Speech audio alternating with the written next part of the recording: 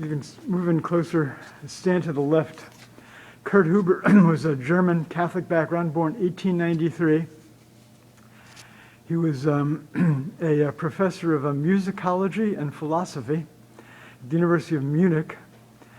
He aligned himself with the White Rose Resistance Group during the middle of the war, and he wrote the words of the last flyer of the group,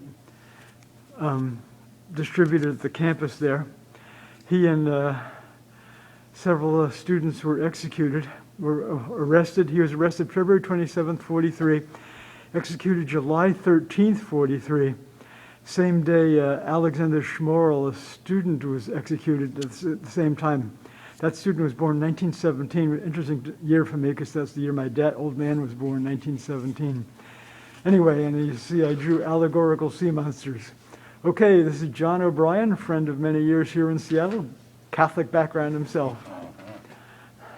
Yeah, it's hard to believe a guy has that kind of courage to resist when, you know, there's little hope that your resistance will lead to anything positive. You know, the all-encompassing power of the Nazi state.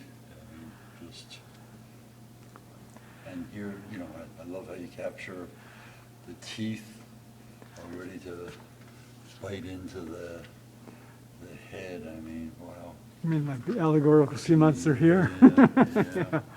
Thanks. And They so know how to many, get you. and so many totalitarian leaders and autocratic leaders today, and you know who I'm thinking of here in particular in this country. Absolutely. You know, it can happen here. Yeah, and Mr. Trump admires so many dictators, past and present, worldwide. Mussolini, Gaddafi, Putin, and it goes on and on and on. The scary thing is so many Americans think he's on the right track when he calls for that. They don't remember, they don't know about what happened to guys like Well, they don't care about it won't happen to them. So. All the race hate and ethnic national background faith hate that Trump espouses. Okay, thank you, John.